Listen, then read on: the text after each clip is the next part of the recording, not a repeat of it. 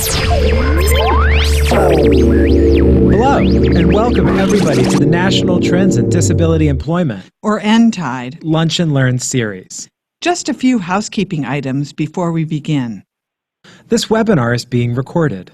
We will post an archive of each webinar each month on our website at www.researchondisability.org/nTIDE. This site will also provide copies of the presentations, the speakers' bios, full transcripts, and other valuable resources. As an attendee of this webinar, you are a viewer. To ask questions of the speakers, click on the Q&A box on your webinar screen and type your questions into the box.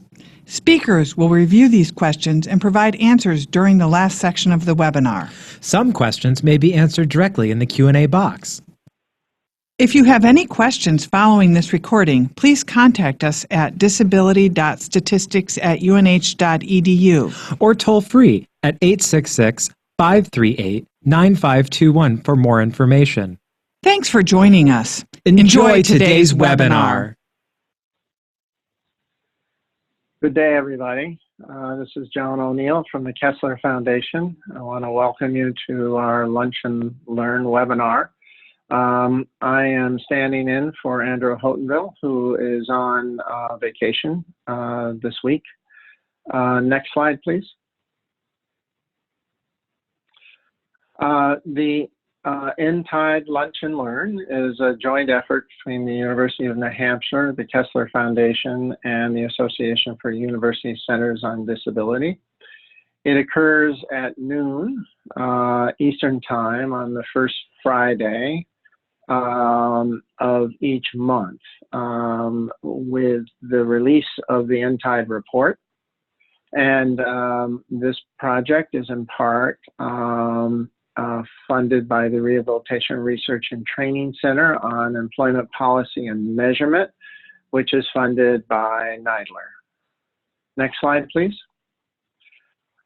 So today's agenda is I will be reporting the numbers, and I will hand it off to Denise Roselle for the nTIDE news from Washington and elsewhere. And today I will be presenting, Elaine Katz and I will be presenting the results from the Kessler Foundation National Employment and Disability Survey, Supervisor's Perspective. And then lastly, or not quite lastly, but part 4, we'll have an interview with Ryan Hitzman, who is the Senior Human Resources Management Manager at Sephora. And Elaine will be conducting that interview. And hopefully we'll have time for Q&A at the very end. If we don't, we will answer any questions that you have offline. Okay, next slide, please. Okay, next slide. The nTIDE report is a press release with an infographic that looks at the latest employment statistics. It uses data from the jobs report, which is released by the U.S. Bureau of Labor Statistics on the first Friday of each month. Next slide. Oh, back one. Thank you. The source of the data is the current population survey, which is the official source of the unemployment rate that so much is made of. The survey surveys civilians ages 16 to 64 not living in institutions, and it's available. The information regarding the employment of people with disabilities has been available since September 2008 onward. That's when the 6 disability questions were added to many of the federal surveys. The data is not yet seasonally adjusted, and that's why we compare to the same month last year to control for seasonality. Next slide, please. The numbers. Next slide. This was a fairly good month for the employment of people with disabilities. The employment to population ratio last year at this time for people with disabilities was 29.5%, and this year it was 31%, last month, I should say, July. That's up 5.1%. And for people without disabilities, there was a slight gain in the employment to population ratio from 74.5% to 74.9%. That's up 0.5%. Next slide. Labor force participation, that is also up. Remember, labor force participation includes people that are looking for work as well as those who are working. For people with disabilities, it's up from 32.5% to 33.9%. That's a 4.3% increase from last year. And for people with disabilities, it's up very slightly from people without disabilities, it's up very slightly from 77.6% to 77.8%, basically 0.3%. Next slide. We do look every month at the employment to population ratio. We look at the trend over time. And as you can see, the data starts in 2008. And as you can see from this slide, the first couple of years, 2008 was the beginning of the Great Recession. And that's why everyone's employment rate was going down, those with and without disabilities. As you can see from the top graph, that's the folks without disabilities. They start to recover from the Great Recession in the beginning of 2010, and that continuation that continues up until now. Where the employment to population ratio at this point is higher than it was at the beginning of the Great Recession. For people with disabilities, you can see the employment to population ratio dips very steeply and continues to decrease until about the beginning of 2013. There's a bit of an increase in 2000 through 2015, and another valley, another dip, and then it begins to rise. It actually continued to increase the employment to population ratio for people with disabilities for about 2 years until the end of 2018. There's been a leveling off, kind of plateauing since then, and but we may be coming back to a steady increase. We don't know yet. Next slide, please. We snapped in a trend line on both of these measures, and that really helps to show that clearly people without disabilities have had steady improvement since about 2010. People with disabilities, there was a continued downward trend until about the beginning of 2016. There was an increase until the beginning of 2018, and then kind of a plateauing. Okay, next slide. Okay, I'd like to hand this off to Denise Roselle, who will be from AUCD, who will be providing the nTIDE news. Take it away, Hey, Denise. everybody. Whoops. Are my slides not in there, you guys? So go to the next slide. There should be slides for me. If you go to the next slide, did they not get dropped in? Perhaps I'll just have to talk to you. Okay, hi everybody. Apparently I don't have any slides. So let's see.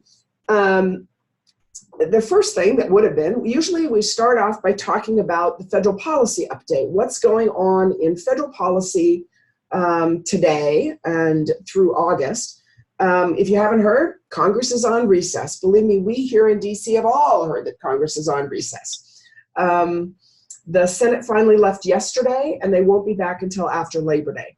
So what's going on? The two things that you need to know about, and we talk about this regularly, are appropriations and budget. So if you've been reading the news, the new update as of last night, the Senate passed the budget bill. So there's been a budget deal that the president and some of the Democrats and a few of the Republicans agreed upon, and it would set budget cap numbers. It would raise the debt ceiling for 2 years, budget cap numbers. It would raise the debt ceiling, and it does away with sequestration. That was the automatic cuts that were passed a number of years ago. They kind of rolled out over time. And those budget cuts then go away as well. So we have a new budget bill. The president has not signed it yet, but he keeps saying up until literally last night, he was still saying he's going to sign it. So if he signs it, then we have budget numbers. Then we move on to the appropriations. So what happens next in appropriations is both the House and the Senate. You'll be saying to me, but Denise, you already told us that the House passed their appropriations bill. Well, they did, but now they're going to have to go back and do it again because they passed it with the wrong budget numbers. Now that we have budget caps, they have to go back and pass it. But they'll pass, that's what they'll come back in September and do, is work on appropriations for all of the programs that we care about, particularly discretionary programs. And we anticipate the House and Senate will both come back and work on those in September. We hope that they're going to they're past those by the end of September. Otherwise, we're going to be working on continuing resolutions, or we're going to be working on a potential government shutdown. But don't go there yet. We assume the budget deal is a good thing. It means they've actually done something together to put in numbers for 2 years, and we'll hope we'll move forward. The only other thing I want to say to you from the federal point of view is that they are now home. All of your representatives, members are home in their districts, in their states. And if you are so go out and talk to them, find them at a town hall, go talk to them about what's important about competitive integrated employment for people with disabilities, why that is important, why what you do is important, why funding for these programs is important. The other thing is, if any of you are in states, I'm sure you're all aware that there's a presidential campaign going on. So if any of you are in states where you actually have, my screen just did something weird, but okay. If any of you are in states where you actually have people on the presidential campaign, people running for president coming through your states, doing town halls, visits, rallies, whatever, I don't care, Republican, Democrat, whoever, although obviously there's more Democrats running at this point than Republicans. If you go and say at any of their meetings, go and ask a question about disability employment. That would be a game changer. If these presidential candidates start hearing about disability employment, what are they doing about that? Why competitive integrated employment is important, what they're going to do to enforce, to push competitive integrated employment and employ more people with disabilities, that would be a big deal. So if you're in those states, if you're seeing people coming through, Michigan, obviously everybody was in Michigan yesterday, go and talk to them, ask the question. At this moment, they also have at this moment, they're getting my slides up, good. At this moment, they also have a questionnaire that they're getting from, I talked to you guys several weeks ago about RevUp, which is a presidential disability, go register to vote. So go talk to them about that. They'll also be getting a questionnaire anyway from AAPD and Nickel, asking for them to give positions on a whole host of disability issues. So right now their campaigns are hearing about disability. So it's a great time for you to do that. Okay, I'm flipping to my slides that I have in front of me to see what I could talk to you about. There's a great new document that is on understanding Medicaid buy-in. ODEP, the Office of Disability Employment Programs, and ACL, Administration on Community Living, have just updated a 2-pager on understanding Medicaid buy-in. It's in a Q&A format. It's really nice, and it's being marketed as it should be, a tool for employment. So if you haven't seen it, just search on understanding Medicaid buy-in, or if my slides show up, there's a link. But it has some really good questions, just really explanatory stuff. Like I said to you before, there are things that I just have sitting on my desk. So if I need something, just a 1-pager on something, I have it. This is one on Medicaid buy-in. It's well done. And it has a question on it that's really nice, which is what's good for employers? Why is this good for employers? That question is answered on this fact sheet as well. Really nicely done. So I tell you, go look for that one. Promise, we had a speaker, Ellie from Wisconsin, several months ago about the Promise Project, which is now winding down. So each time I see something come up, I let you know that there's some more resources on Promise if you're interested. The new Promise interim reports are now available on SSA's website and also on the Mathematica website. If you're interested in that, oh, my slides. Okay, next slide. We'll move them on. The Promise interim reports are available, and you can go find them. And this shows the impacts of Promise at 18 months after enrollment. Okay, next slide, next slide. There you go. So the impacts at 18 months after enrollment related to, services, education, employment, all of that are up there. There's an executive summary, there's an impact report, there's a technical appendix. The links are all here. Final reports are due in 2022, but this gives you 18 months after enrollment. And there's some really good data coming out of these. If Promise is something you've been watching, I urge you to go find this. And the link is in the links are all here on the slide. Okay, next slide. Veterans with disabilities, this one just popped up, and you guys may all know about this, but I didn't. NRD.gov is targeted specifically to veterans with disabilities and their families. You can search it by keywords, by major categories. There's hotlines and emergency numbers.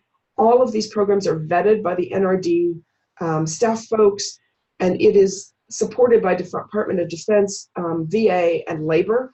So there's all kinds of stuff about programs and services at the national, state, and local level. I thought it was really nice. Again, I didn't know about it, thought you might not either.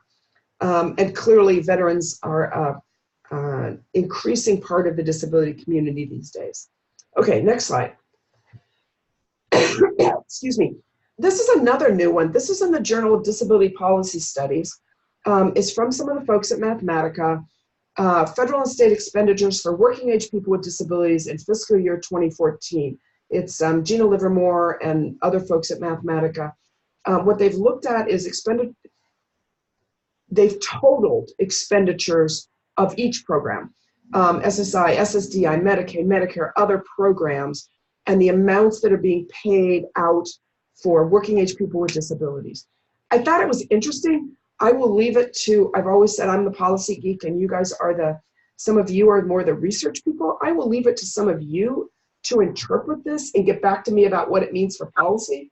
But one of the things it clearly means to me as a policy person is that the more of these folks that we can get employed, the more of these folks who are not on SSI, SSDI, et cetera, the better off and the lower the federal outlay. But it does give you federal outlay for that year, and then it also compares back to the previous 6 years.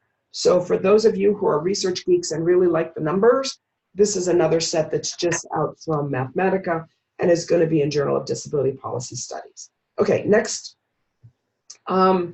This was one that's also, this one's Journal of Disability and Rehab, I thought was interesting.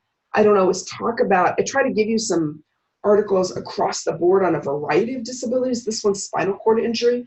and I don't think I've shared any research or articles on spinal cord injury recently, so I thought I'd give you this one.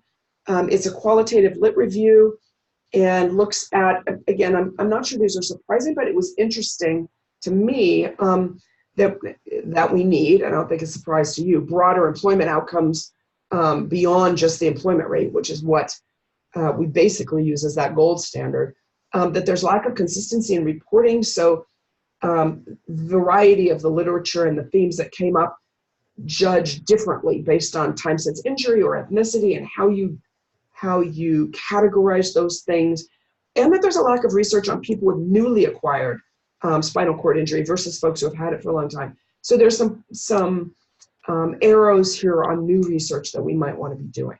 Next slide. Next billion. This one's interesting too. They just spoke to the AUCD Employment Special Interest Group. It's a job platform for people with disabilities and technology companies. It's free to join the community, and I just thought you might be interested in going and checking it out. They have free job prep and career mentoring for people in the community. They've got relationships. It's based in Vancouver.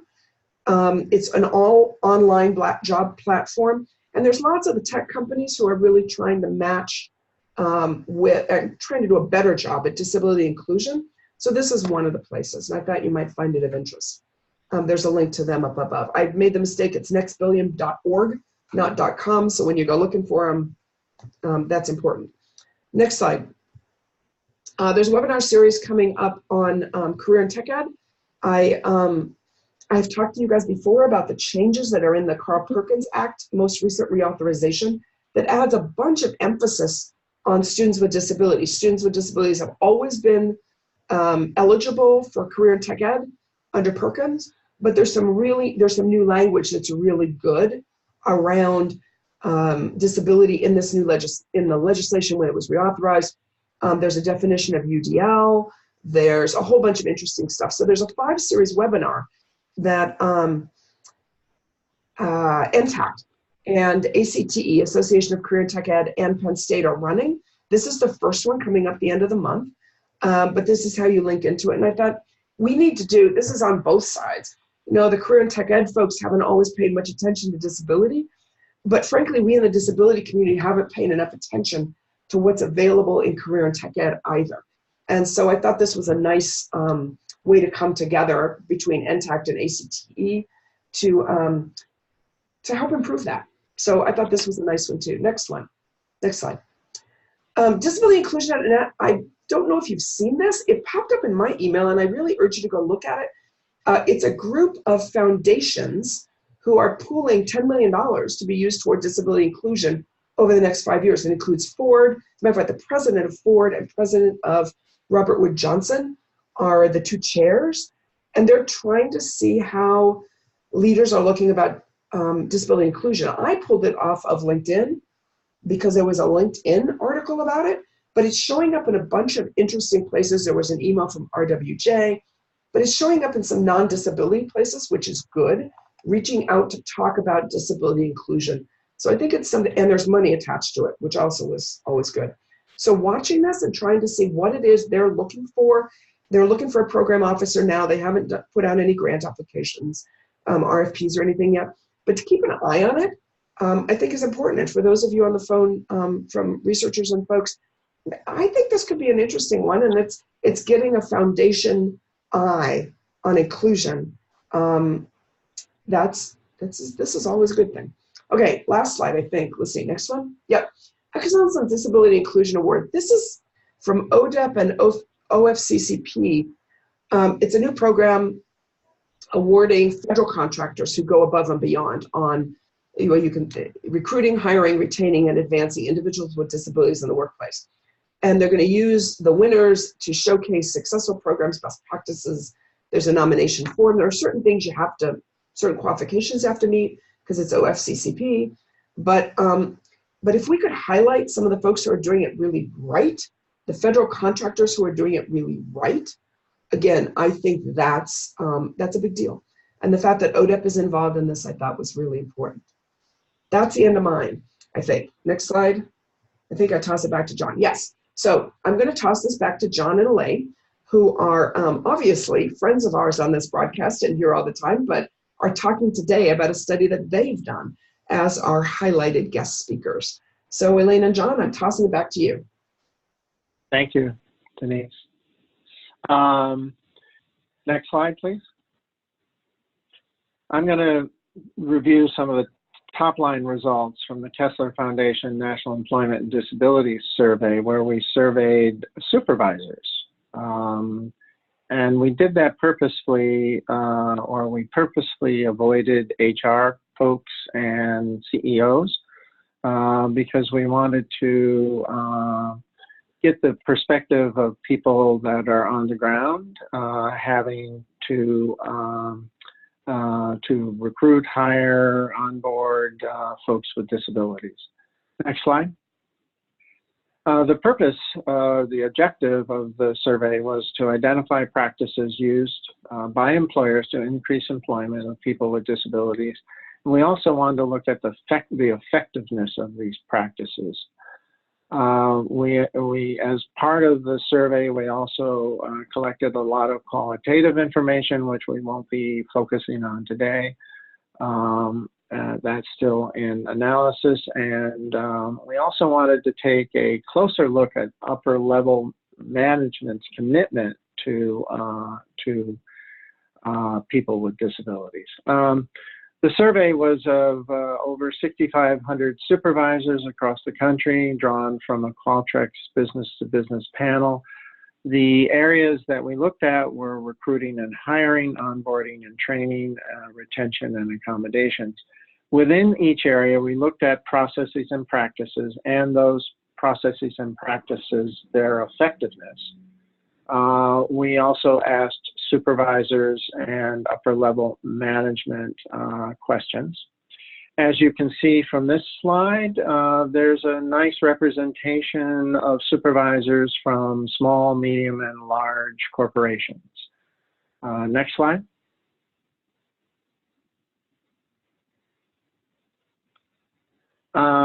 As you can see, the employers the supervisors had been at their employer, most of them for 6 or more years. Most had been supervising for 2 or more years. And finally, most of the supervisors supervised 6 or more people, sometimes 21 or more individuals. It was of interest to find out that this was a bit of a surprise to us, that 54% of the supervisors had supervised someone with a disability. Next slide. We also thought it was important to find out whether the supervisors had had any direct experience through their own disability or through someone in their family or their friendship network. And we discovered that about 48% had some sort of a direct experience with disability, either their own or someone close to them. Next slide. In terms of upper level management's commitment from the supervisor's perspective and how important it is to supervisors, supervisors and upper level management were equally committed to hiring people with disabilities. However, when it came to people with disabilities learning the job or people with disabilities receiving accommodations, supervisors were much more committed than upper level management, which is not surprising because supervisors are on the ground and responsible for the actual execution of folks getting onboarded. Many organizations have effective recruitment processes, and more than half of the supervisors felt the processes were effective. Many organizations put a moderate or a lot of effort into general or diversity recruitment, but less than half spent the same amount of effort on recruiting people with disabilities. Less than half of the organizations trained supervisors in accessible interview and application techniques, but almost all who did thought it was effective. And in addition, almost all who didn't use this technique felt it would be feasible.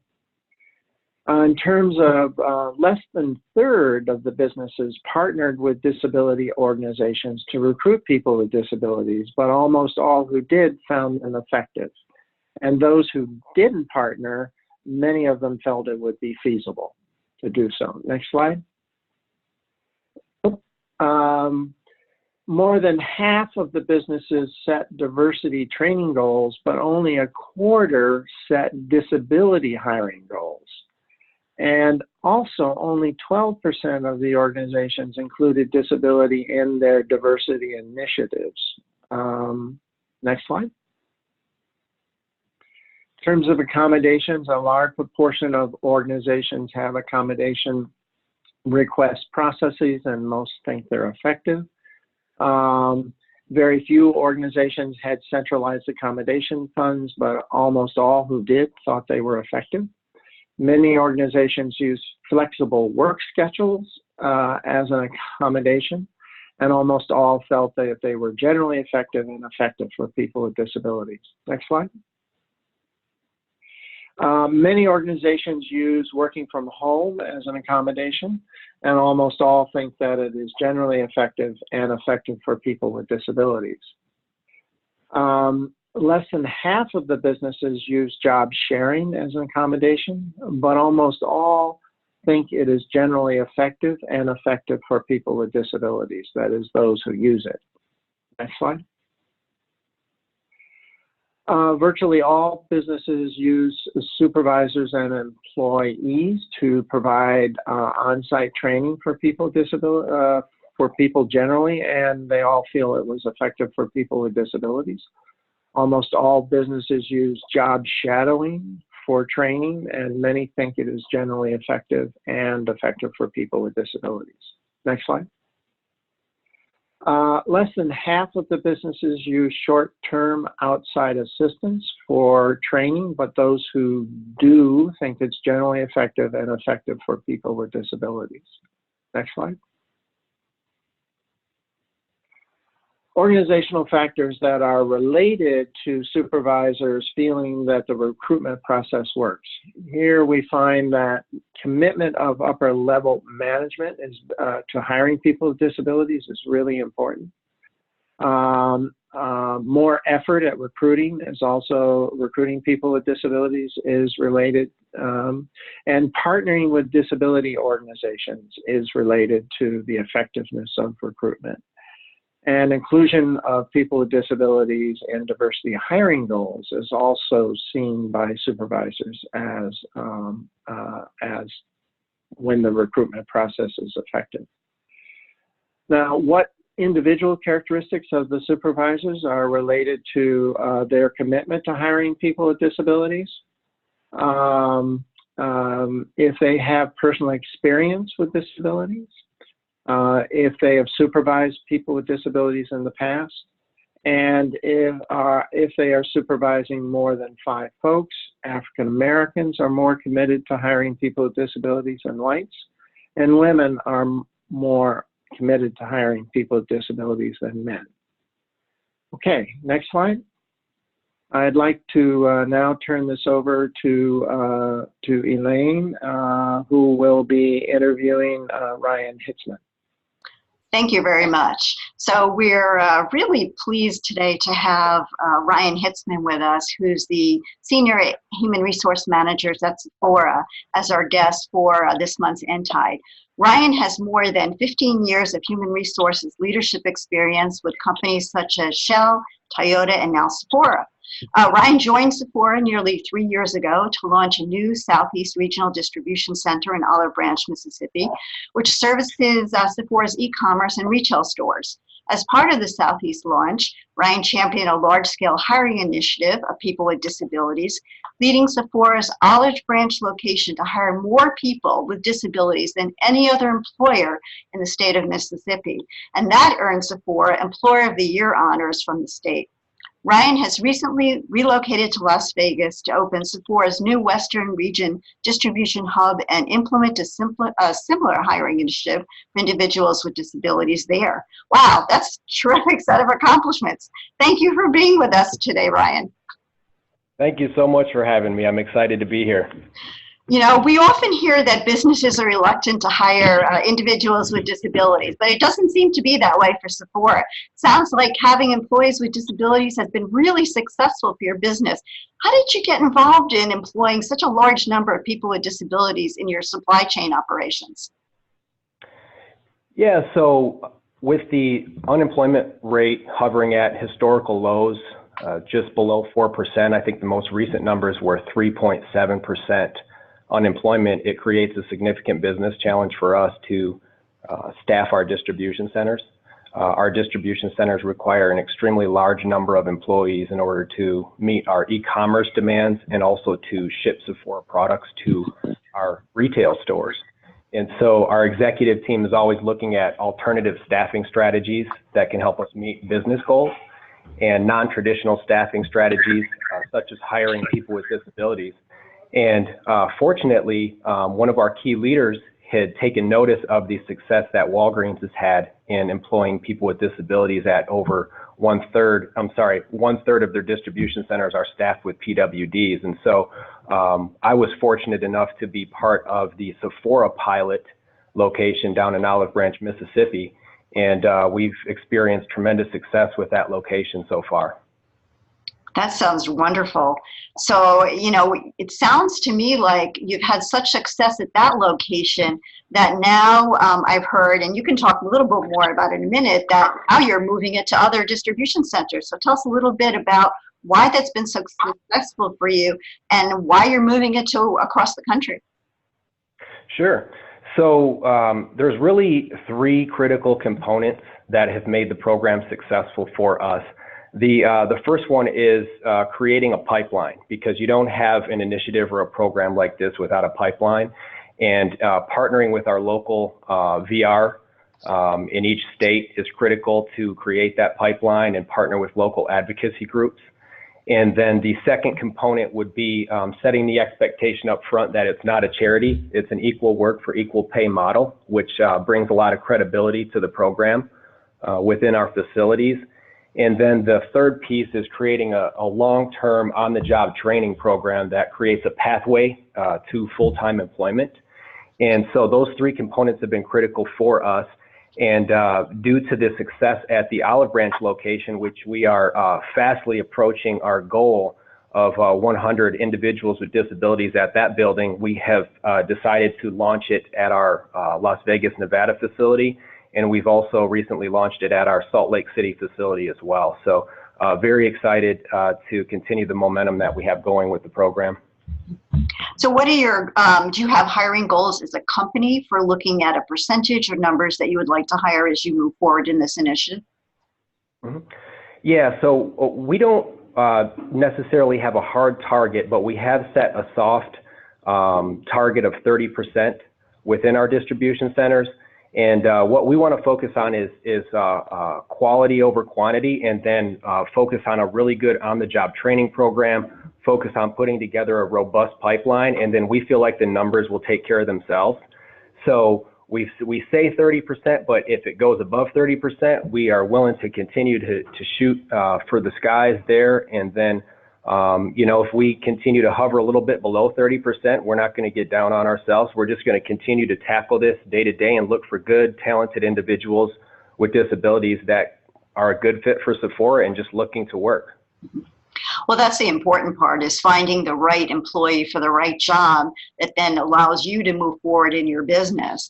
And so how do what's happened to the company since you've been hiring in these distribution centers? Has the culture changed? Has attitude changed? What influence has this initiative had in your distribution centers when you begin these and continue these initiatives? Yeah, that's a great question. That one I love to talk about because the results jump off the page for us from a culture and employee engagement standpoint. The Olive Branch facility has actually led the entire company in positive employee engagement scores for 2 years in a row. and we launched the program 2 years ago. So it's no coincidence that that is the highest scoring location within the company. We feel like it creates a sense of inclusion at that facility.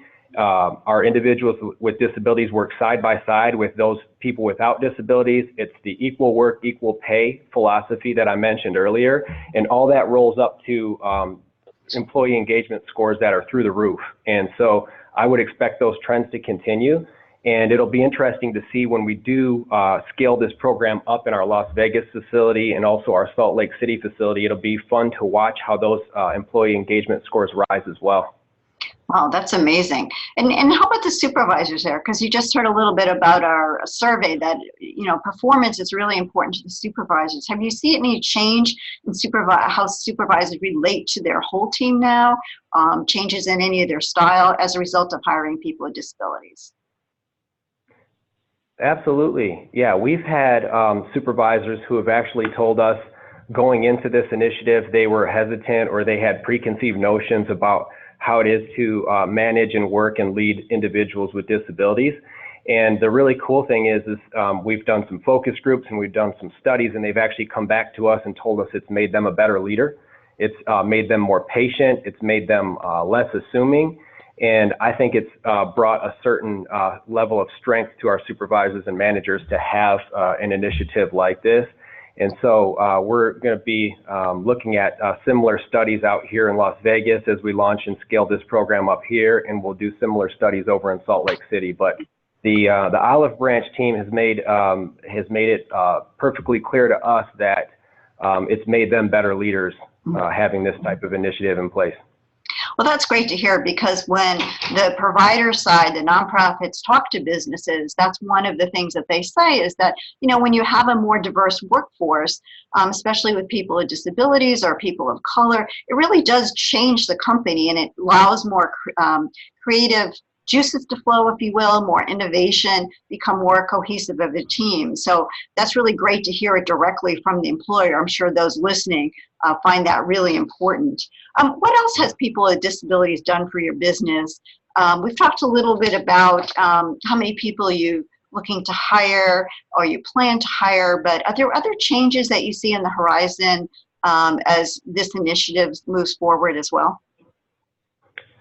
Absolutely. You know, we've got some phenomenal numbers that have come back from our pilot location as far as turnover and absenteeism goes. So we actually have concrete numbers that we can take back to the business and show the return on investment for an initiative like this. Our voluntary turnover for our people with disabilities at the pilot location in Olive Branch is less than 2%, which is phenomenal. We typically see voluntary turnover in our industry anywhere from 15 to 40% at any given point in time. And when we can point back and say, hey, we've got nearly 100 people with disabilities here and we're turning over less than 2%, that jumps off the page. And so that's really fun for us to share that from a business metric and a KPI standpoint. And it's actually a similar story for absenteeism as well. Our absenteeism rate is only 1% for those with disabilities at that location, and we typically trend anywhere from 5 to 15% for absenteeism. So it's really fun to show those impacts on the business, and we're just really excited to roll it out at other locations so that we can have a larger sample and we can have more numbers to share this success story.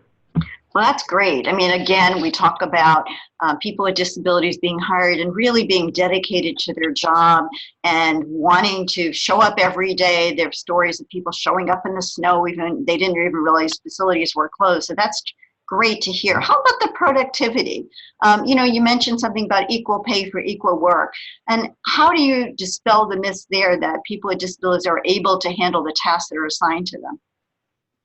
Right. Yeah. So as I mentioned earlier, that critical component, one of the three critical components is the equal work, equal pay model, which we actually have productivity rates. And so we actually have that data to show that all of our PWDs hit at or above the rate that's required by the company. And you actually have to hit those rates in order to stay employed as a full-time employee with us. So that's a critical piece, and it's not a charity. And we always run daily, weekly, monthly reports of productivity to show the success of this program. And we hope to continue to advance on our analytics when it comes to productivity, but everything we have put in place so far shows that our PWDs are some of our best performing employees within the facility. So it's really exciting.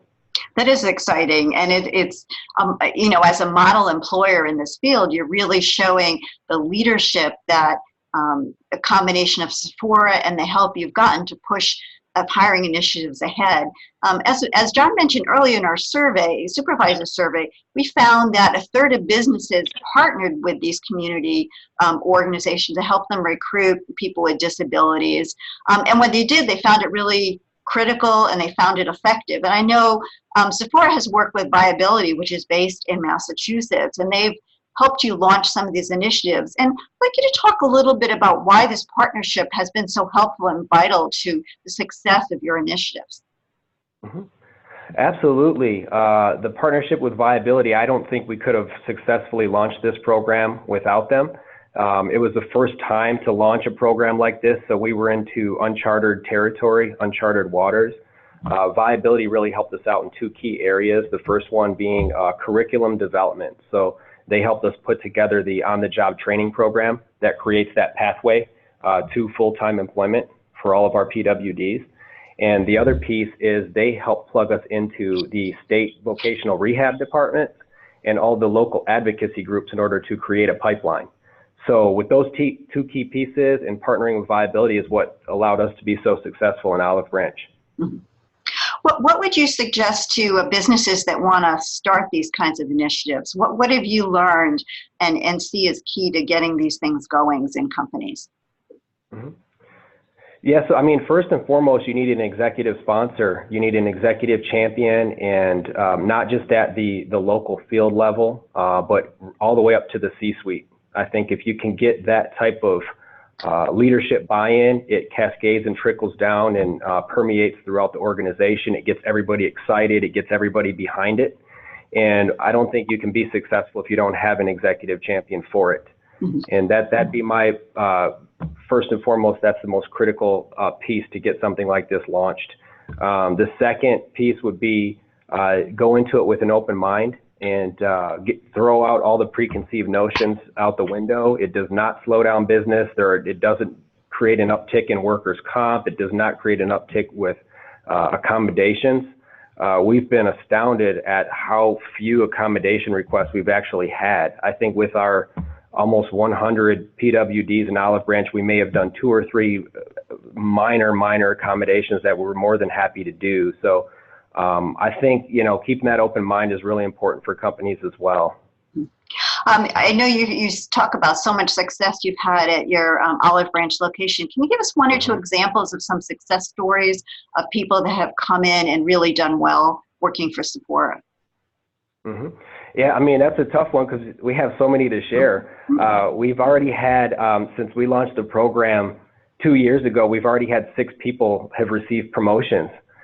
So they came in at an entry-level job and they're working their way up through the organization. We have PWDs who have learned how to drive forklifts. We have PWDs who have become a team leader and lead other individuals without disabilities, which has been really cool to see. And I'm sure some of you may have seen the video that we shot highlighting Michael and Dylan, who previously had been unable to find full-time employment. They've now been able to, Michael has been able to get out and buy his own apartment. It's the first time he's ever lived by himself, which has been really cool to see. Dylan, who has autism, he used to be at home all day, and his mother was worried about what he would do long term, and now he has a family and a home at Sephora, and he's full-time. He loves working for Sephora, and he's there ready to work every single day. So, you know, I could talk about the success stories all day. I love that question, and we hope to continue to have many more of them as we scale it up out here in Nevada and also up in Utah. Mm-hmm. So when you move into one of these new facilities like Nevada and Utah, what are some of the first things that you do, especially since you've had experience at another facility with this initiative? Right, yeah, so, you know, as I mentioned earlier, we don't have a program if we don't have a pipeline. So the first thing we did out here in Nevada and also up in Salt Lake is we reached out to local VR and get those lines of communication going and get that partnership firmed up, as that's a key pipeline source. And then also begin to reach out to local advocacy groups as well, and really let it be known within the community and within the state that we're ready, we're serious about this, we want to go big. We're not doing this on a small scale, we're doing it on a large scale, and creating those partnerships in the pipeline is the most important on the front end. Have you found that, so sometimes we talk about in the provider community is always saying, well, the employer is not willing to work with us. Have you found that the provider community is able to meet your needs as an employer with people they're providing to fill the jobs? Yeah, I mean, you know, I think the challenge is I think both parties always want the right thing. So the provider group just wants to find jobs for people. The employer just wants good people to come in and work. It's trying to find that mesh and that happy medium, and trying to show, you know, as the employer, hey, here's what we need. We want to do business at a certain speed. We have a certain pace of business. We need you to bring us a pipeline at a certain speed. This is how we want to set up our training program. And it's just getting the local VR and the advocacy groups on the same page with what we're trying to do. So I wouldn't say it's an extreme challenge, but it definitely is a hurdle that you have to clear on the front end, is getting both sides on the same page in what we're trying to accomplish.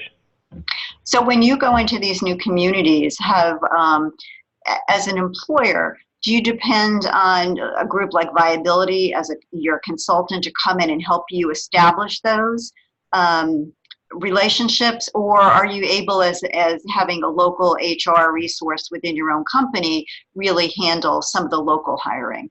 What do you see works best on the corporate side? I think on the front end, it's definitely partnering with an organization like Viability. You know, sometimes we don't even know where to begin, and they've been through this before. So they actually show us the way. They help us create the key relationships and the key introductions with the local advocacy groups and the local VR partners. So they've been critical for us in every state that we've gone into now, which is 3 states.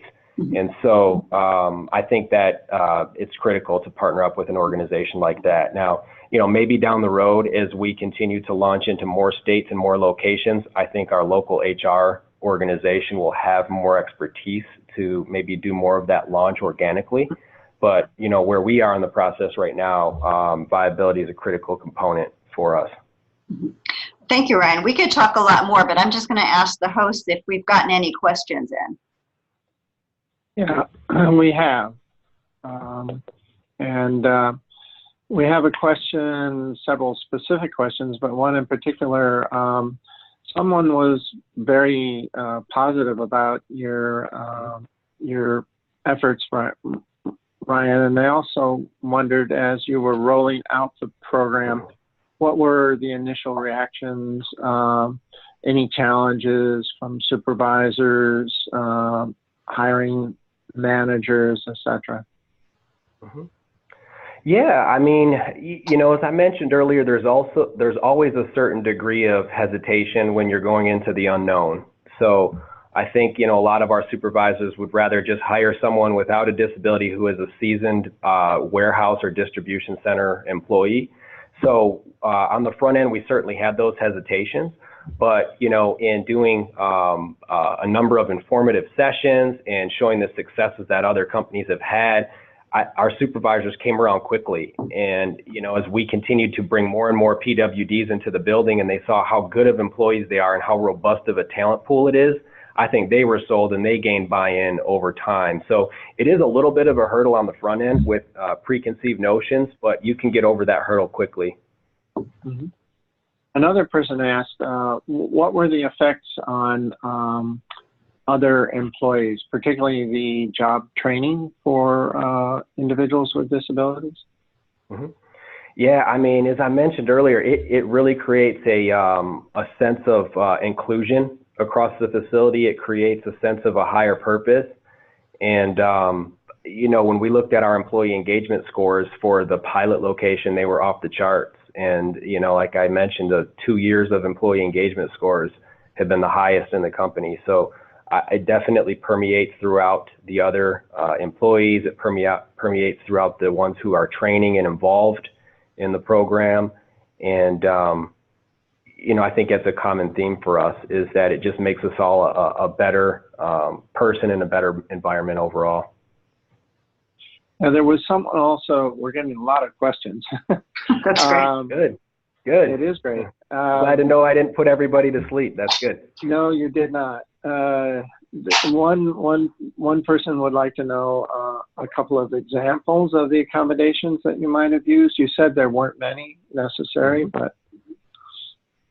Yeah, I believe we had 2 accommodations for noise canceling headphones that we had a couple associates who had a high level of anxiety, and the noise canceling headphones helped them to focus on their job.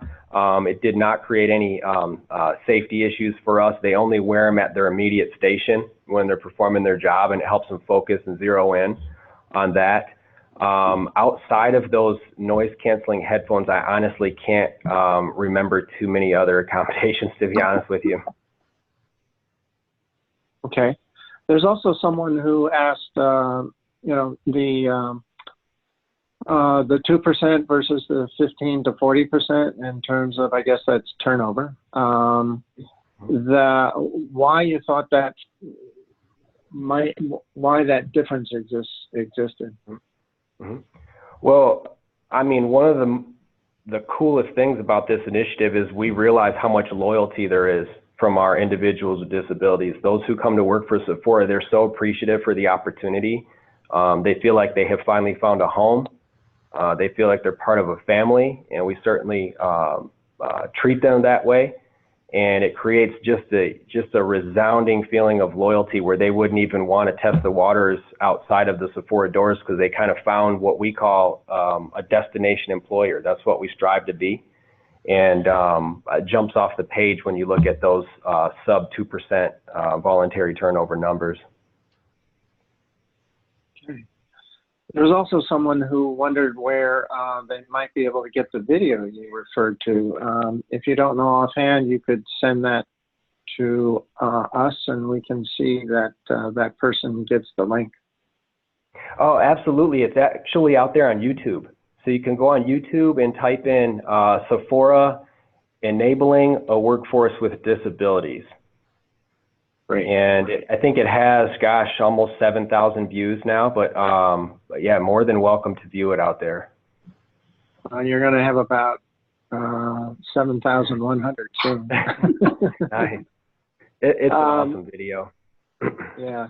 Someone also asked what the proportion of folks with developmental disabilities, intellectual disabilities was. Yeah, I would have to look at an updated census. I haven't looked at it in a while, but I can tell you, last time I reviewed the numbers, the majority, I don't want to say the majority, but I believe close to half were cognitive disabilities or those with autism. So they tend to do really well in our environments. And, we could always look at numbers offline if someone would like to. But, last time, like I mentioned, it was a really large number. Yeah, Ryan, I'd like to ask one question. What about socialization? Do you find employees with or without disabilities starting to socialize, eat lunch together? What's that culture change been? Oh, absolutely. It's really cool to see. The one that actually jumps out is our deaf community has really rallied around together, and the Olive Branch facility is actually just outside of Memphis, Tennessee. And the deaf community around that entire metro area has created quite a buzz about working at Sephora. And when you go into our cafeteria, you see a large group of people every day just they seem very happy, and there's a lot of signing going on, and they're actually teaching others that are not deaf sign language, not only on the cafe floor, but also on the production floor. So that's been really cool to see from a socialization aspect. And then we've seen others that have been maybe shy or withdrawn when they first start with us, and we start to see their confidence increase over time, and we start to see them interacting more with people at lunch. Another cool thing is it's not just the lunch table or the corner of the cafe of people with disabilities and those without. I mean, it's actually intermingled, and we've seen plenty of people with disabilities become, sorry about the lighting here, plenty of people with disabilities become friends with others that do not have disabilities. So it's a really cool dynamic. That's really great. I think we're out of time, so I'm going to thank you from a part of my interview to have Ryan here today and turn it back over to John. Okay, we are running out of time.